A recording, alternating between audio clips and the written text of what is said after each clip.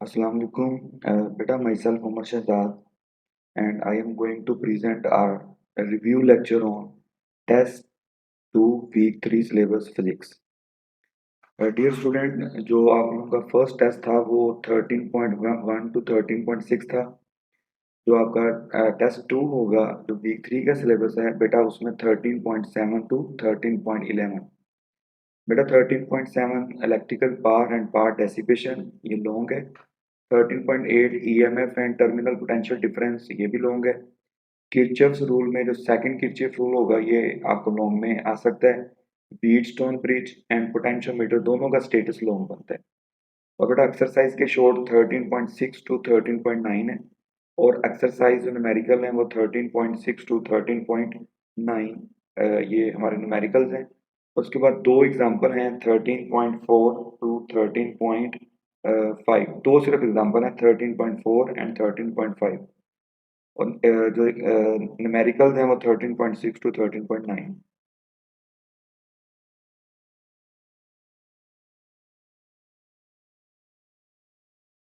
जी तो स्टूडेंट जो first article है वो electrical power and power dissipation 13.7 और इसका स्टेटस लॉन्ग है। बेटा इलेक्ट्रिकल पावर क्या होती है? The rate at which cell और battery provide the energy to charges, या फिर इसको यूं भी डिफाइन किया जा सकता है the rate at which non electrical energy is convert into the electrical energy. And then बेटा अगर हम एक छोटी सी डेरिवेशन करें इसमें कि इलेक्ट्रिकल पावर इक्वल किसके है, तो बेटा पावर का फॉर्मूला आपने पढ़ा था rate of doing work W बटा टी, और पोटेंशियल डिफरेंस का फॉर्मूला आपने पढ़ा है डब्ल्यू बटा क्यू। अगर आप ये वैल्यू ऊपर पुट कर दें तो आपके पास जो पावर का फॉर्मूला बेटा बनेगा वो आई वी बनेगा। पोटेंशियल डिफरेंस आपने पढ़ा है द वर्डन पर यूनिट पॉजिटिव चार्ज, तो अगर यहाँ से हम वर्डन की वैल्यू क्यू भी निकालें और ऊपर पुट कर दें और उसको सिंप्लीफाई करें तो बेटा पावर का फॉर्मूला बनेगा आई वी। इन शॉर्ट हम ये कह सकते हैं electrical power is the product of current and voltage. तो बेटा पावर डेसिपेशन क्या होगी? The rate at which energy is dissipated across the resistance, या फिर इसे यूं डिफाइन किया जा सकता है the rate at which electrical energy is converted into the non electrical energy. तो by using conservation of energy power deliver is equal to power dissipation. यहाँ पे पावर डेसिपेशन से मुराद आपकी पावर आउटपुट भी हो। जैसे कि हमने प्रीवियस टॉपिक में पढ़ा था जो पावर डिलीवर है वो आई वी की इक्वल है, तो बेटा कंजर्वेशन ऑफ एनर्जी के अकॉर्डिंग जो पावर डेसिपेशन होगी वो आई वी की इक्वल है। बेटा ओहम्स लॉ के अकॉर्डिंग अगर आप वी की जगह पे आई आर पुट करें तो फॉर्मूला बनेगा आई स्केयर आर। तो अगर हम आई की जगह पे वी ओवर आर पुट करें तो फॉर्मूला बनेगा वी स्केयर ओवर आर। तो V square over R use किया जाएगा पैरेलल कॉम्बिनेशन में और आई स्केयर आर को यूज किया जाएगा सीरीज कॉम्बिनेशन। फिर बेटा एक मल्टीपल चॉइस क्वेश्चन है एमसीक्यूज है कि अगर तीन बल्ब सीरीज में लगाए जाएं और उनके वाट मुख्तलिफ हों तो आप याद रखिएगा जिस बल्ब के वाट कम होंगे उसकी ग्लो ज़्यादा होगी, उसकी ब्राइटनेस ज़्यादा होगी। और जिस अगर हम तीनों बल्ब्स को पैरेलल में लगाएं तो जिस बल्ब की वाट ज़्यादा होगी, हाई वाट का बल्ब होगा, उसकी ग्लो भी क्या होगी? ज़्यादा होगी। इसकी रीज़न जो हमारे पास है वो रेटेड पावर है, और रेटेड पावर का जो रिलेशन है बेटा वो रेजिस्टेंस के साथ इनवर्स होता है। नेक्स्ट बेटा आर्टिकल बनता है 13.8 ईएमएफ एंड पोटेंशियल डिफरेंस, इसका स्टेटस भी लॉन्ग है। बेटा ईएमएफ क्या होती है? It is the work done per unit positive charge to move it from low potential to high potential within a cell और बैटरी।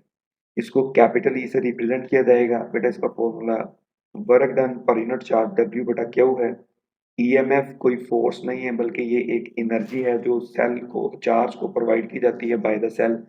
इसके एसआई यूनिट वोल्ट हैं और बेटा 1 वोल्ट 1 जूल पर कूलम के इक्वल है। आप एक चीज याद रखिएगा ईएमएफ का इलेक्ट्रिकल सर्किट में रोल या सेल का इलेक्ट्रिकल सर्किट में रोल वही होता है जो एक वाटर पंप का होता है। यहाँ पे मैंने एक रिजेंबलनेस दी है कि वाटर पंप का काम क्या होता है कि पानी को लो पोटेंशियल से हाई पोटेंशियल की तरफ लिफ्ट करना। इसी तरह से बेटा जो सेल है इसका काम होता है चार्जेस को low potential to high potential की तरफ पुश करना। और देन बेटा इसी में एक सब हेडिंग बनती है internal resistance and terminal potential difference. और इंटरनल रेजिस्टेंस बेटा क्या होती है? This is the resistance offer by the electrolyte, और इसे स्मॉल आर से जाहिर किया जाता है। तो टर्मिनल पोटेंशियल डिफरेंस बेटा क्या होता है कि terminal potential difference is the potential difference across the terminal of the cell when current is draw from it. जब हम एक सेल से करंट ले रहे होते हैं तो उसके टर्मिनल के क्रॉस जो पोटेंशियल डिफरेंस होगा उसी को टर्मिनल पोटेंशियल डिफरेंस कहा जाता है और इसे रिप्रेजेंट किया जाता है VT के साथ और इक्वल होता है IR। देन बेटा एक डेरिवेशन आप देखें तो क्योंकि जो हमारे पास प्रीवियस ये वाली जो फिगर है इसमें आप देखें दो रेजिस्टेंसेज हैं, एक स्मॉल आर और कैपिटल आर, दोनों सीरीज में कनेक्टेड है। अगर हम ओहम लॉ लगाएं तो यहाँ पे जो हमारे पास E आएगा वो इक्वल आएगा I to capital R plus small R. यहाँ से VT बेटा बनेगा E minus I R, that is the terminal potential difference. अगर बेटा सर्किट ओपन होगा तो करंट जीरो होगा तो VT और E इक्वल होंगे। बेटा सर्किट क्लोज होगा तो करंट फ्लो करेगा, E में से IR माइनस होगा, डेट्स वाई VT E से लेस होगा। अगर बेटा कोई एक सेल दूसरे सेल से चार्ज हो रहा है, mean in case of charging terminal potential difference EMF से बड़ा होगा। ये स्पेशल केसेस हैं, आपके MCQ में पूछे जा सकते हैं। EMF और पोटेंशियल डिफरेंस या टर्मिनल पोटेंशियल डिफरेंस में क्या फर्क है बेटा? EMF एक कॉज है और टर्मिनल पोटेंशियल डिफरेंस उसका इफेक्ट होता है, और बहुत सारे फर्क हैं। EMF is always present in the circuit no matter there is current or not. Terminal potential difference is only present in the circuit when there is a current in the circuit. And EMF is always greater than terminal potential difference when circuit is closed. और physical significance of the relation E equal VT plus IR, ये आपको additional short में पूछा जा सकता है। तो बेटा इस इक्वेशन की लेफ्ट हैंड साइड इंडिकेट करती है energy deliver by the cell और राइट हैंड साइड इंडिकेट करती है energy dissipated across the various element of the circuit like internal resistance and external resistances. बेटा मैक्सिमम पावर आउटपुट के लिए आपने power का फॉर्मूला लगा लिया आई स्क्वायर बेटा आर, और प्रीवियस हेडिंग से आपने आई की जो वैल्यू बनती है वो E over capital R plus small R बेटा पुट करेंगे तो ये बनेगा P equal E square R over capital R plus small R का स्क्वायर। यहाँ से बेटा अगर आप थोड़ा सा सिंप्लीफाई करें तो हमारे पास ये रिलेशन बनेगा E square R over R minus R two whole square plus four small R capital R.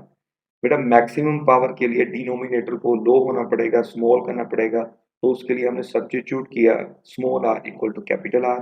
बेटा ये फैक्टर जीरो हो जाएगा और मैक्सिमम पावर का फॉर्मूला बनेगा E square over four capital R या फोर स्मॉल आर भी लिखा जा सकता है।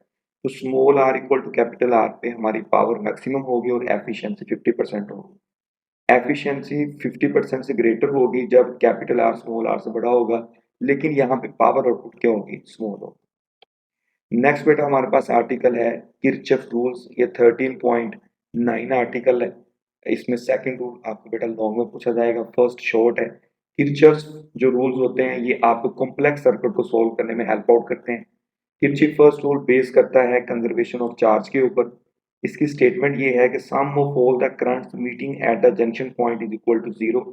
जंक्शन पॉइंट बेटा ये ए पॉइंट है जहाँ पे दो या दो से ज्यादा रेजिस्टेंसेस कनेक्ट होती हैं। ये इस लॉ की लिमिटेशन ये है कि ये तब एप्लीकेबल होगा जब जंक्शन पॉइंट पे कोई सिंक या सोर्स मौजूद नहीं होगा। इसकी जो मैथमेटिकल फॉर्म है वो है summation of I equal to zero sum of all the currents equal to zero at the junction point. और बेटा किरचॉफ सेकंड रूल हमारे पास बेस करता है कंजर्वेशन ऑफ एनर्जी के ऊपर, ये एमसीक्यूज पूछा जा सकता है। और इसकी स्टेटमेंट ये है कि algebraic sum of all the potential changes in a close loop equal to zero. तो इसकी मैथमेटिकल फॉर्म बनती है summation V equal to zero. तो इसमें हमारे पास ये एक सर्किट है, इसमें एक सेल का ईएमएफ E1 है, एक का E2 है, एक रेजिस्टेंस R1 है, एक R2 है। यहाँ पे सर्किट में current anti clockwise high to low EMF की तरफ बेटा मूव कर रहा है। आप याद रखिएगा जब आप लो पोटेंशियल से हाई पोटेंशियल की तरफ मूव करेंगे तो एनर्जी गेन होगा, उसे पॉजिटिव लिखा जाएगा। जब हाई पोटेंशियल से लो पोटेंशियल की तरफ मूव करेंगे तो एनर्जी रिलीज होगा बेटा, उसको नेगेटिव में लिखा जाएगा। रेजिस्टेंस में जब आप मूव करेंगे in the direction of conventional current तो बेटा नेगेटिव साइन आएगा, एनर्जी रिलीज होगा एंड वाइस वर्सा। तो इसी कन्वेंशन को फॉलो करते हुए बेटा हमने यहाँ पे ये एनर्जी लॉस या एनर्जी गेन लिखे हुए हैं। डेल्टा क्यू इसमें से बेटा कॉमन लिया, वो इक्वल टू जीरो नहीं होता। बाकी जो फैक्टर बनेगा वो E1 minus I R one minus E2 minus I R two equal to zero होगा। जिनके साथ माइनस है वहां पे पोटेंशियल, वहां पे एनर्जी लॉस हो रहा है, जिसके साथ प्लस है बेटा वहां पे एनर्जी गेन हो रहा है। इन सब का सम जीरो होगा तो इसे आप शॉर्ट फॉर्म में summation of V equal to zero लिख सकते हैं। नेक्स्ट बेटा एक बहुत अहम आर्टिकल है व्हीटस्टोन ब्रिज, इसका स्टेटस भी लॉन्ग है। व्हीटस्टोन एक साइंटिस्ट का नेम है जिसने एक टेक्निक डेवलप किया था जिसे हम एक अननोन रेजिस्टेंस को फाइंड कर सकते हैं। बेटा इसका वर्किंग प्रिंसिपल ये होता है कि bridge will be balance when no current passes through the galvanometer, और इसमें I1 इक्वल टू I2 ये कंडीशन यूज होगी। ये साइड पे आपके पास एक व्हीटस्टोन ब्रिज का एक आपको डायग्राम दिया गया है। इसमें 4 रेजिस्टेंसेस को ऐसे कनेक्ट किया गया कि मैश टाइप शेप बने, और यहाँ पे बी और डी के दरमियान ब्रिज का रोल प्ले कर रहा है एक गैल्वानोमीटर। ये बी डी एक ब्रिज का रोल है, प्ले कर रहा है। गैल्वानोमीटर की डिफ्लेक्शन 0 होगी अगर बी और डी का पोटेंशियल सेम होगा। बेटा उसके बाद वही जो कन्वेंशन मैंने आपको पीछे बताई थी कि जिस रेजिस्टेंस में से जब भी रेजिस्टेंस में से करंट गुजरेगा तो उसका पोटेंशियल चेंज नेगेटिव में लिखा जाएगा। तो बेटा सेम उसी को फॉलो करते हुए हमने यहाँ पे पहले लूप 1 जो मेरे पास है ए डी बी ए इसको सॉल्व करना है। फिर हम लूप 2 की तरफ जाएंगे सी बी डी सी इसको सॉल्व करेंगे। तो हमारे पास इनकी जो लूप इक्वेशन है ये बनेगी। हम इसमें वर्किंग प्रिंसिपल जो है I1 equal to I2 put करेंगे, कुछ फैक्टर हमारे पास कैंसिल आउट हो जाएंगे। बेटा फाइनली हमारे पास जो फॉर्म बनेगी वो R1 over R2 equal R3 बटा R4 बनेगी। जब आप ये दो इक्वेशन 13.25 एंड 13.26 इसको डिवाइड करेंगे तो ये R1 over R2 equal R3 बटा R4 बनेगा। अगर आप ऐसा लेट कर लेंगे R1 आपके पास अननोन और R2 R3 R4 का आपको पता है, तो बेटा R2 इधर मल्टीप्लाई कर दें तो आपके पास जो अननोन रेजिस्टेंस R1 होगा वो फाइंड आउट हो जाएगा। बेटा लास्ट आर्टिकल हमारे पास पोटेंशियोमीटर है। पोटेंशियोमीटर बेटा ऐसा इंस्ट्रूमेंट होता है जो दो पॉइंट के दरमियान एक्यूरेटली पोटेंशियल डिफरेंस मेजर करने के लिए यूज होता है। खैर वोल्टमीटर भी यूज किया जा सकता है, बट वोल्टमीटर हमें एक्यूरेट रीडिंग नहीं देता अगर इसकी रेजिस्टेंस लो हो। अगर आप इसकी रेजिस्टेंस को बहुत हाई रखेंगे तो ये सर्किट के करंट को लीक आउट नहीं करेगा और आपको एक एक्यूरेट रीडिंग देगा। और इसके अलावा CRO और DMM, CRO cathode ray oscilloscope, DMM digital multimeter भी बेटा यूज किए जा सकते हैं। ये बहुत एक्यूरेट रीडिंग देते हैं, लेकिन ज्यादा एक्सपेंसिव होने की वजह से हम इनको बहुत कम यूज करते हैं। तो ज्यादातर लैब्स के अंदर पोटेंशियोमीटर यूज किया जाता है। तो लैब में पोटेंशियोमीटर आपको इस तरह से एक रेक्टेंगल नुमा शेप में लकड़ी का बोर्ड होगा, वुडन बोर्ड होगा, उसके ऊपर एक 100 सेंटीमीटर लंबा स्केल होगा और 100 सेंटीमीटर लंबी तकरीबन आपके पास बेयर मैग्नेट वायर होगी जिसको बिल्कुल स्ट्रेट अटैच किया जाएगा। ये जो आपको फिगर में राइट साइड पे एक ब्लैक कलर में पॉइंटर सा नजर आ रहा है, इसे हम बेटा चौकी कहते हैं, मेटल का बना होता है। इसका वर्किंग प्रिंसिपल ये होता है कि potential difference across the wire of uniform cross sectional area is directly proportional to its length. बेटा इसकी मुख्तलिफ एप्लीकेशन हैं, उनमें एक एप्लीकेशन इसकी है पोटेंशियोमीटर एज पोटेंशियल डिवाइडर। तो बेटा इसको एज पोटेंशियल डिवाइडर यूज किया जा सकता है। इसकी ये सर्किट डायग्राम है। और बेटा अगर आप यहाँ पे फॉर्मूला लगाएं तो BAC बनता है E बटा capital R into small R. E बटा R ड्यूरिंग होल एक्सपेरिमेंट बेटा कांस्टेंट रहेगा। BAC का स्मॉल r के साथ डायरेक्ट रिलेशन है। फिगर में A और C के दरमियान जो रेजिस्टेंस है वो स्मॉल r है। जब आप स्लाइडिंग कॉन्टैक्ट को फिक्स टर्मिनल A से अवे लेके जाएंगी तो स्मॉल r बेटा बढ़ेगा। स्मॉल r के बढ़ने से हमारे पास BAC बढ़ेगा बिकॉज इन दोनों का डायरेक्ट रिलेशन। पोटेंशियोमीटर का फायदा ये है कि ये आपको कॉन्टिन्यूस वेरिएशन दे सकता है, और रियोस्टेट जो है वो आपको पॉइंट टू पॉइंट वेरिएशन नहीं देता, ये आपको टर्न बाय टर्न या स्टेप बाय स्टेप वोल्टेज की वेरिएशन देता है। बेटा सेकंड एप्लीकेशन बनती है टू फाइंड अननोन EMF। ये बेटा गलती से मिस प्रिंट हुआ है, तो यहाँ पे रेजिस्टेंस की जगह पे आप लिख लेंगे टू फाइंड अननोन EMF। तो अननोन EMF को फाइंड करने के लिए बेटा हम इसे यूज कर सकते हैं। तो आपने सर्किट में उस सेल को जिसका EMF फाइंड करना है उसको ऐसे लगाना है, इस अननोन सेल का पॉजिटिव टर्मिनल और सोर्स सेल जो कि नॉन सेल है इसका पॉजिटिव टर्मिनल एक ही पॉइंट पे कनेक्टेड हो। तो बेटा जब हमारे पास नल डिफ्लेक्शन का पॉइंट आएगा जहां पे A और C के दरमियान वोल्टेज BAC और अननोन सेल का वोल्टेज EX दोनों बेटा इक्वल हो जाएंगे, गैल्वानोमीटर जीरो डिफ्लेक्शन देगा। तो उन केसेस में हमारे पास जो स्मॉल एल है जिसे कि हम बैलेंसिंग लेंथ कहते हैं, हम वो इस तरह से मेजर कर लेंगे, इसको स्मॉल एल की जगह पे पुट करेंगे तो बेटा जो अननोन सेल है उसका EMF हमारे पास क्या हो जाएगा, वो फाइंड आउट हो जाएगा। लास्ट एप्लीकेशन बेटा बनती है to compare the EMFs of two cells. तो बेटा दो सेल के EMF आपने कंपेयर करने हो तो उनको आपने सर्किट में कनेक्ट कर लेना है। जैसे प्रीवियस फिगर में मैंने आपको यहाँ पे EX सिर्फ एक सेल कनेक्ट किया है, इसी तरह आपने यहाँ पे इसके नीचे पैरेलल में एक और सेल अटैच कर लेना है। एक का नाम E1 रख लें और एक का नाम E2 रख लें। फिर वही एट नल डिफ्लेक्शन पे बेटा BAC और EX हमेशा बराबर होते हैं अगर नल डिफ्लेक्शन है, जीरो डिफ्लेक्शन है गैल्वानोमीटर की। तो बेटा एल बैलेंसिंग लेंथ को कहते हैं। तो सेल 1 के लिए यहाँ पे E1 इक्वल E बटा कैपिटल L और यहाँ पे स्मॉल l के साथ 1 आ जाएगा। सेकंड सेल के लिए 2 आ जाएगा, दोनों को डिवाइड करेंगे तो बेटा आंसर बनेगा E1 over E2 equal L1 over L2। तो मैं यहाँ से ये कह सकता हूँ कि दो सेल्स की ईएमएफ की रेशियो उनकी बैलेंसिंग लेंथ की रेशियो के इक्वल। अब ये रेशियो यूनिटी से बड़ी भी हो सकती है, मीन 1 से बड़ी हो सकती है, 1 से छोटी हो सकती है, 1 की इक्वल हो सकती है। बेटा अगर यूनिटी से बड़ी है, 1 से बड़ी है, तो सेल 1 का ईएमएफ सेल 2 से बड़ा होगा। अगर यूनिटी से छोटी है तो सेल 1 का ईएमएफ सेल 2 से छोटा होगा। अगर यूनिटी के इक्वल है तो फिर दोनों सेल का ईएमएफ बेटा बराबर होगा।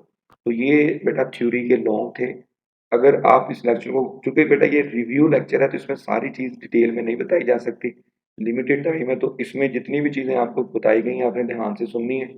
अगर आपको लगे कोई चीज पूछने वाली, डिस्कस करने वाली है, तो व्हाट्सएप ग्रुप है, आप उसमें मैसेज करें, क्लासेस में पूछें।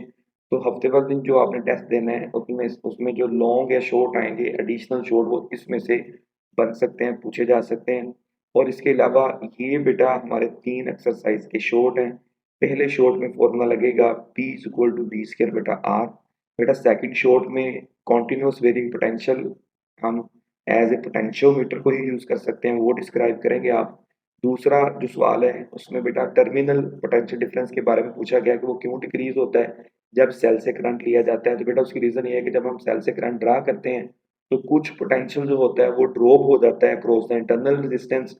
तो according to the relation Vt equal E minus I R, तो टर्मिनल पोटेंशियल डिफरेंस होगा वो बेटा डिक्रीज कर जाएगा। बीट स्टोक ब्रिज क्या होता है, ये अननोन रेजिस्टेंस को फाइंड करने के लिए यूज होगा। और इसमें जो फॉर्मूला लगेगा वो R1 over R2 equal R3 over R4, इस तरह से फाइंड किया जा सकता है। और बेटा ये दो न्यूमेरिकल्स हैं एक्सरसाइज में से, और ये थर्ड न्यूमेरिकल है। तो आपने न्यूमेरिकल्स को ध्यान से करना है। इनमें वही जो चीज़ मैंने आपको किरचॉफ सेकंड रूल में समझाई है वो आपने लूप इक्वेशन लगा के इनको सॉल्व करना है। वैसे क्लासेस में भी हमने ये डिस्कस किए हुए हैं वन बाय वन सारे न्यूमेरिकल्स, लेकिन फिर भी आपको कोई चीज़ इसमें समझ ना आए तो वो हम डिस्कस कर लेंगे। तो यहाँ तक किसी भी बच्चे का कोई सवाल है, आप लोग अपने व्हाट्सएप ग्रुप में पूछ सकते हैं, कमेंट सेक्शन में पूछ सकते हैं, क्लासेस में डिस्कस कर सकते हैं। तो थैंक यू सो मच।